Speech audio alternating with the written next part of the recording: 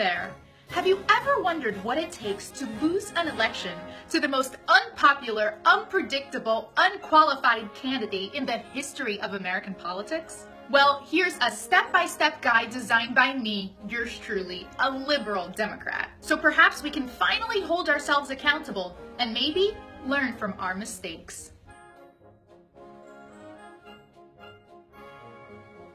Step 1. Get as far away from your working class roots as possible and become a centrist party. Protect big banks, coddle up to big oil and pharmaceutical companies. Support Wall Street casino gambling, endless wars, unfettered free trade deals that leave Rust Belt states reeling, and any kind of policy that contributes to record-breaking inequality. In other words, back the conditions that make it possible for a pseudo-populist authoritarian to appeal to the disillusioned masses and take over. The American dream is dead. But if I get elected president, I will bring it back bigger and better and stronger than ever before, and we will make America great again. Step 2.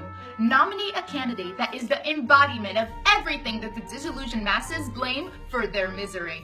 In a political climate of anti-establishment politics, select an uber-wealthy, widely despised globalist who represents establishment politics and establishment economics. Expect that candidate to inspire and be elected by the 60% of American voters who claim they want change and who feel like Washington just doesn't represent them. In other words, don't offer a visionary call to end politics as usual, in spite of the fact that voters keep telling us they want to end politics as usual. Step 3. If any of our candidates' multiple scandals come up during the elections, don't question why we actively and knowingly chose to nominate an extremely vulnerable candidate with so many scandals.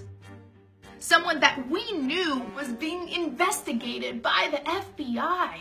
That would mean we'd have to look at our own recklessness, and we sure don't want to do any of that. Step 4. Silence progressive voices within the party. That's right, make sure the primary race disproportionately favors the party machine's choice and sabotages the clearly stronger candidate for the current political climate.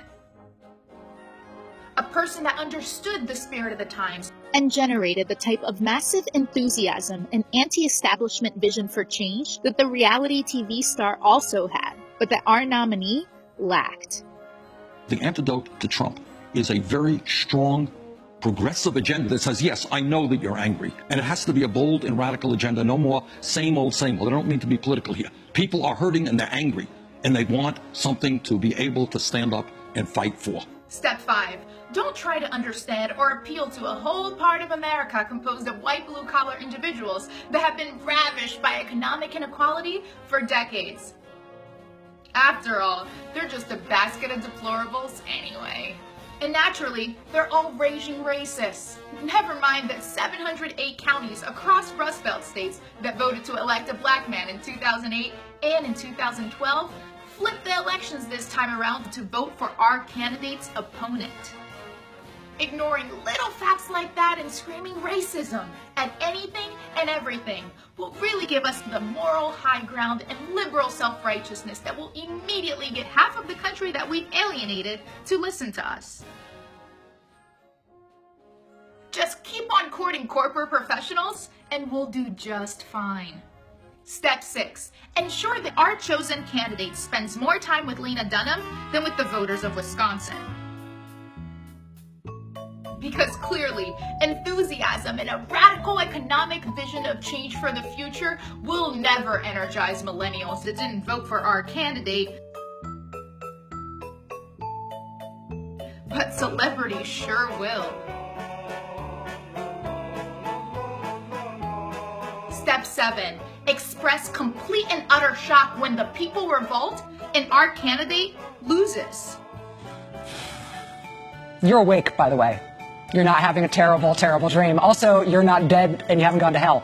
This is your life now. This is our election now. This is us. This is our country. Which, admittedly, I did as well. Step 8. If we want to continue on jeopardizing the future of the country by helping to put a bigoted authoritarian in office and continue on losing elections, like the presidency, seats in the House and the Senate, and across state legislatures, then listen very closely. Take absolutely no accountability. It is imperative that we point the finger at everyone else. Blame Russia, the FBI, WikiLeaks, Bernie Bros, third-party voters, Bernie Sanders and his supporters. I think Bernie and Bernie supporters damaged Hillary Clinton more so than Donald Trump did. Anyone and everyone except ourselves. Self-reflection is overrated. Step 9. If we do decide to look at our own party's role in this, just pretend to take accountability. Declare some platitudes that affirm the need to bring in new voices to the party. Make a change here and there, but all in all, keep the same old party leadership intact. I'm sure it'll bring us very different results. Finally, step 10. This one is for my friends in the liberal media establishment. Don't have the voices of the working class in your TV programs and newspapers. Talk about the working class, but never talk to the working class.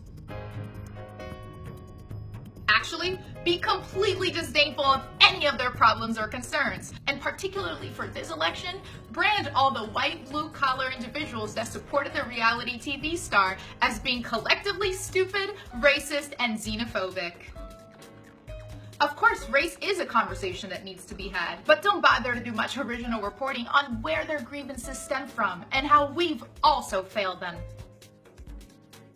Always continue to reaffirm your own superior wisdom, because that'll really advance your righteous vision for America. Now, let's get real.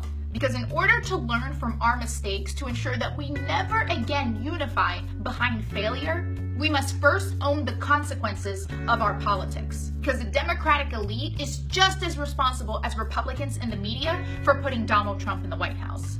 Enough with establishment politics. If we want to succeed in fighting Donald Trump, it's going to take a real progressive movement to do it. And it's our time to take over the Democratic Party.